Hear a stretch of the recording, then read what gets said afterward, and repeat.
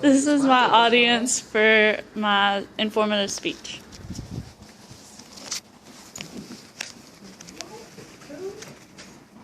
My informative speech is over burn evaluation. This is a severely burned patient. The overview, we're going to go over the background, classification of burns, workup, transfer, and summary. Definition of burns is injuries to the skin and subcutaneous tissues that result from the application of energy at a rate faster than it can be dissipated. The result is tissue destruction that can look, feel, and smell really ugly. This is some background information, some statistics on burns. Approximately 1 million burn patients annually in the United States. 3 to 5% cases are life-threatening. There are 60,000 hospitalizations and around 5,000 deaths each year.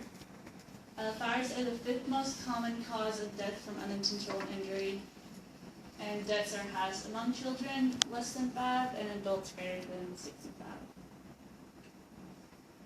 So this is the initial patient treatment. You always want to stop the burning process because the longer they burn, the worse it is, of course.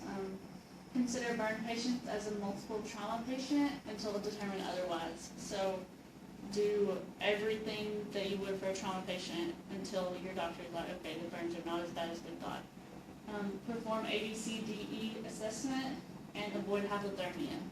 Because the patient has lost skin because of burning, it's easier for them to develop hypothermia. And remove constricting clothing and jewelry, because if the jewelry and the clothing is still on the patient while they're burning, then it will burn to their skin and be worse. This is the rule of nines. This is how you determine how much or what percentage of the body is actually burnt. It's different for children than adults.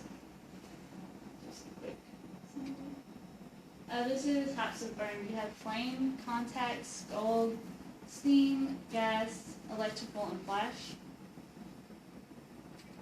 This is a flame burn, and most burns, they all have a different pattern. Some are hard to tell apart, but the majority of burns you can tell what happened when the patient got burned. So these are really, you can tell the black, it's just strips. Contact burns is caused by direct contact with a hot object like cigarettes. I've burnt myself so many times with a curling iron, stuff like that. The foot one, it looks a lot like a cigarette burn or something round hit his foot. And then this looks like an oblong object, maybe. This is a steam burn. This is often seen in industrial accidents, and I've also heard of it with people that try to do the steam facials. They'll get extremely burnt as well. And it usually bubbles up really bad like this. It's hard to see in that picture, kind of. And then it'll pop and be nasty. A gas burn, distal airways may be damaged by toxic products of combustion, so it just depends on what blew up. I'm sorry, my pictures are a little graphic. So you can tell that something may have blown up, and he probably had some sort of clothes on, and now should have cut most of them off, and then the child's name as well. Scalds result from contact with hot liquid. So scalds, most of the time, if it's an intentional scald, then it'll be a whole limb or like a certain area, but if it's accidental, it'll have more of a pattern to it, I learned. So these babies, they're seen more common in children than adults. Electrical burns, it produces thermal energy by passing through the tissue.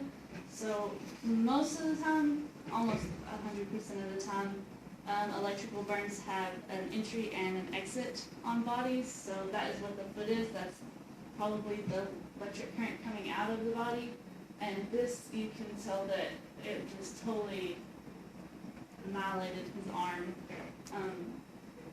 And that's a good key that it was an electrical burn, is the exit and entry points.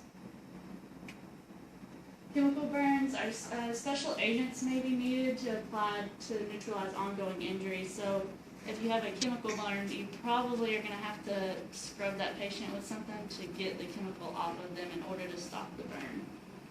It looks like this woman had flip-flops on, and there was probably something on the flip-flop that she had that did not agree with her body. Flash burns are a result from rapid ignition of flammable gas or liquid. So you see this a lot in welders, and their eyes get flash burnt. And the best treatment is putting raw potatoes over your eyes, which sounds weird, but it works. My stepdad used to do it all the time. So but that's just for the eyes. So the skin, that was rough. The treatment, you always want to check your airway, breathing, and circulation in your patient. The open blisters. Check, or you want to get them tested for tetanus. Make sure that nothing.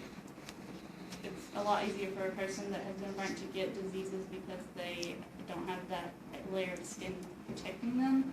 And then, of course, topical antibiotics and numbing agents are needed. Complications of burns would be scarring, wound infection, acute respiratory distress syndrome, sepsis, and death, of course.